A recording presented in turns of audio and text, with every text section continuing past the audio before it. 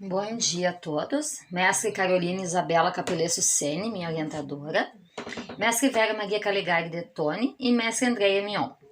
Eu agradeço muito a presença de vocês e de se disponibilizarem em estarem aqui avaliando o meu trabalho, cujo título é o papel da área jurídica na construção de moradias sustentáveis para a efetivação dos direitos humanos.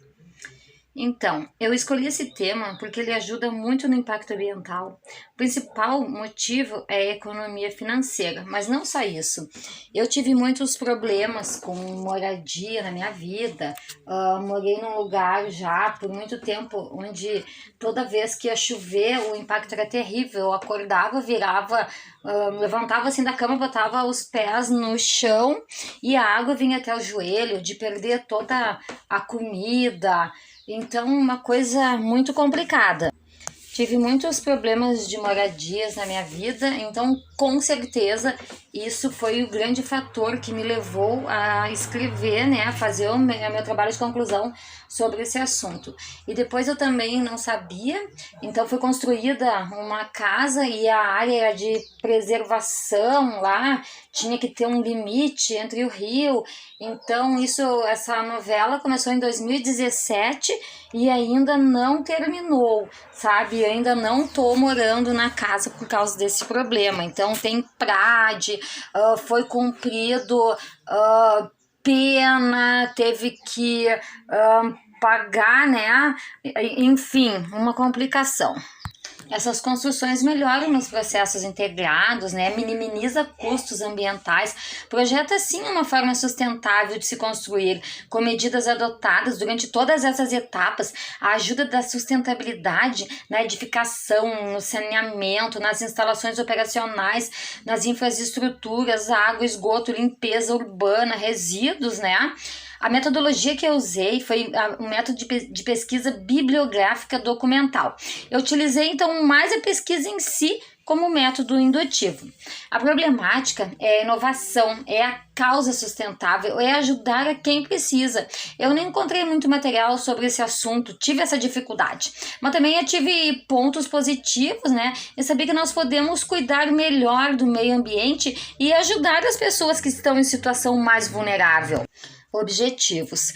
Eu demonstrei a evolução histórica das moradias no nosso ordenamento jurídico. No capítulo 1, eu fiz um breve apanhado. A moradia digna, ela é um direito fundamental. Precisamos estar atentos à mínima condição da dignidade humana. É um problema habitacional que aflige a população brasileira. É de extrema urgência a inclusão social, o desenvolvimento sustentável.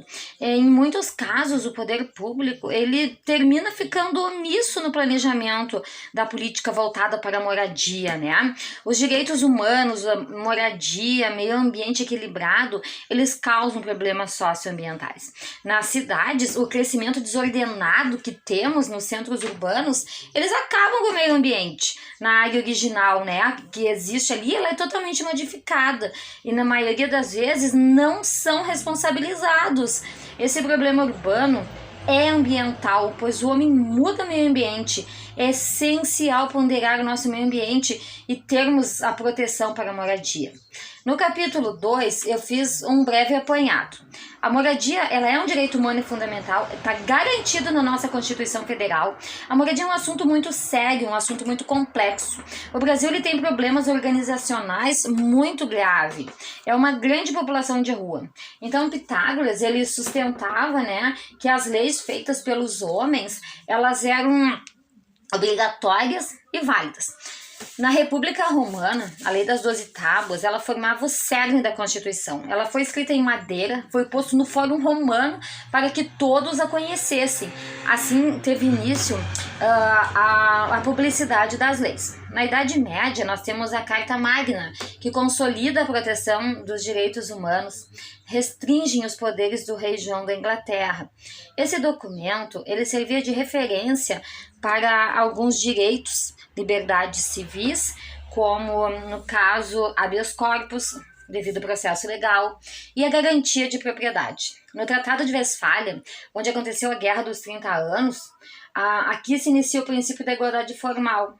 No aspecto normativo, né, do Bill of Rights, em 1689, quando avança na garantia de direitos, limitações do poder estatal, não permitindo, né, que se aplicasse penas inusitadas ou cruéis, né?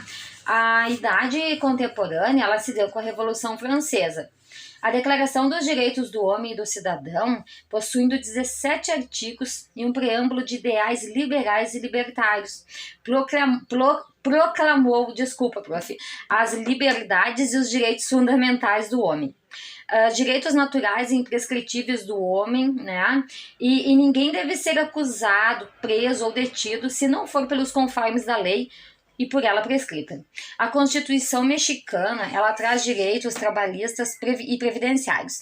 A Constituição alemã trouxe novos direitos para a proteção do ser humano e também traz a igualdade jurídica entre casais. E ela equiparou os filhos que não eram legítimos. Os direitos básicos do ser humano, eles foram assegurados por tratados internacionais e pelas constituições. A humanidade, ela viveu por muito tempo sob regime de centralização quase total de poder, em que os direitos civis e políticos, eles eram praticamente nulos. O direito à moradia, então, merece proteção jurídica.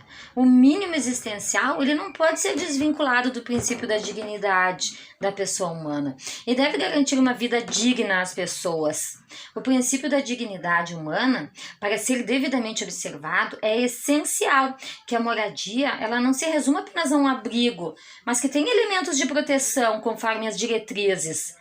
Quando a remoção dessas pessoas for inevitável, em razão de riscos à integridade física ou à vida delas, né, que esses atos sejam conduzidos com respeito a essas pessoas afetadas, sem que elas fiquem desprovidas de uma moradia. Devemos ter esse cuidado. Os assentamentos humanos, né, o ONU Habitat, essa questão ela contribui globalmente para reduzir a pobreza em ser sustentável, em um mundo que avance acelerado, né, para a urbanização. No quesito direito à moradia, nós devemos levar em conta as mudanças climáticas que acontecem, o aquecimento global, os centros urbanos, eles precisam se adaptar. Gente, o cenário é desafiador, as pessoas sentirão as consequências, pois o número de refugiados devido a mudanças climáticas, ele vai ser assustador. Então é necessário uma estratégia habitacional para a população assim como um todo, né? O aquecimento global, em grande parte devido à ação dos seres humanos, agrava em muito a situação do nosso planeta. As pessoas de baixa renda, os moradores de países pobres, favelas, ocupações irregulares, que costumam se localizar em terrenos assim, mais expostos, né? Então, a desastres ambientais, os deslizamentos de terra. Seguido a gente vê isso na televisão e as inundações. Então, é necessário uma estratégia para esses grupos, né, que são desfavorecidos. Então, é imenso o compromisso da habitação adequada para todas as pessoas. E segundo a ONU Habitat, 1/3 da população mundial vive de forma precária. Então, uma forma totalmente desumana de violação dos direitos humanos é quando acontece o despejo forçado. Na Agenda ONU de 2030, é um plano de ação que busca estabelecer a paz universal com a erradicação da pobreza em todas as formas. Então, é fundamental para o desenvolvimento sustentável. A importância da sustentabilidade, ela se dá, pois esse conceito foi consolidado como uma forma de suprir as necessidades dos mais pobres, né? E promover um ambiente capaz de atender as nossas presentes e futuras gerações, priorizando a transformação, o comportamento do homem. Para que se alcance a sustentabilidade, exige a implementação de políticas públicas para que introduza a sociedade a seguir nessa direção. No capítulo 13 e último, eu busquei resolver a problemática, se é possível ou não as casas sustentáveis. Então, a sustentabilidade ela é muito complexa.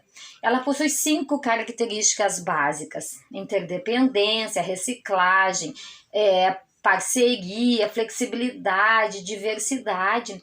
E esses aspectos permitem que se alcance a sustentabilidade.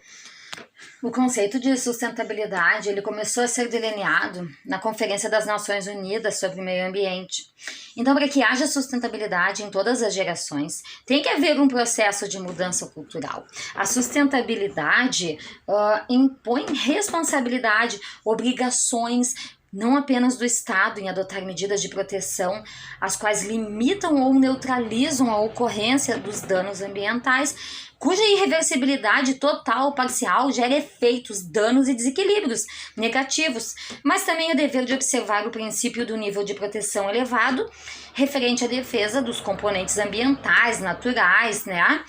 A sustentabilidade, ela não existe sem a inclusão social, tá? Sem o respeito dos direitos fundamentais. Justamente por ser ampla, ela constitui um princípio que realiza por meio das ações concatenadas de mudanças de atitude e de escolher esferas diversas.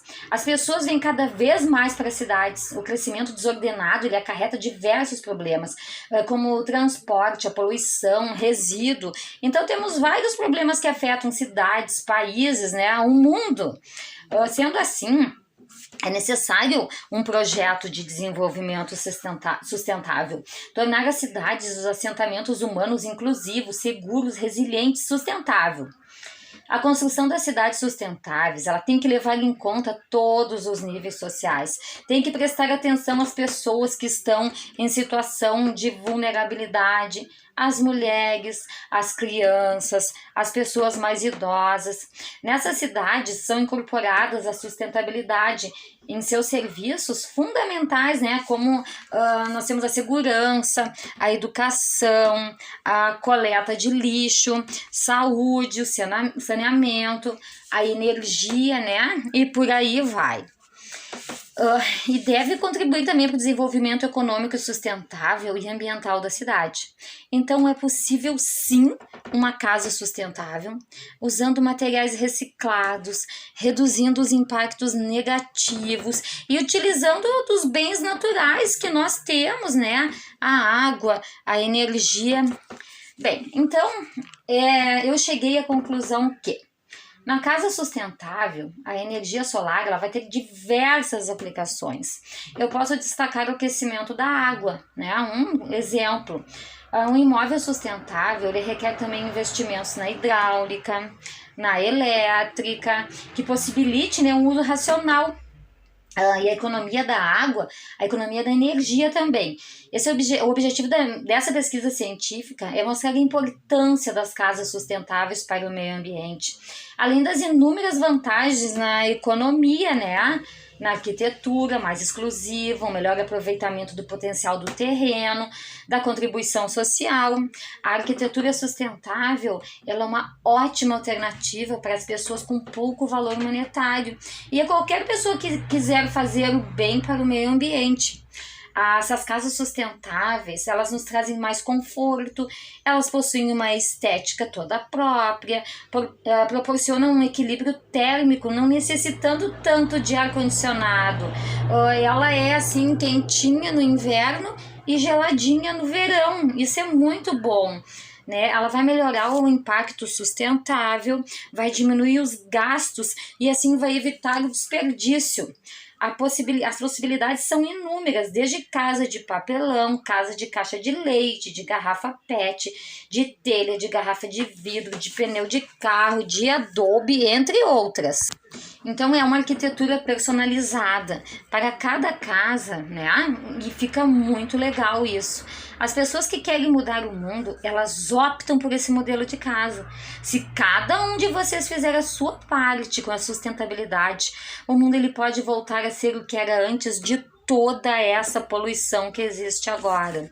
Então, só quando a última árvore for derrubada, o último peixe for morto e o último rio for poluído, é que o homem perceberá que não pode comer dinheiro. Que loucura, né, gente? Provérbio indígena. Eu sei exatamente onde eu quero chegar e o que eu preciso fazer para chegar lá.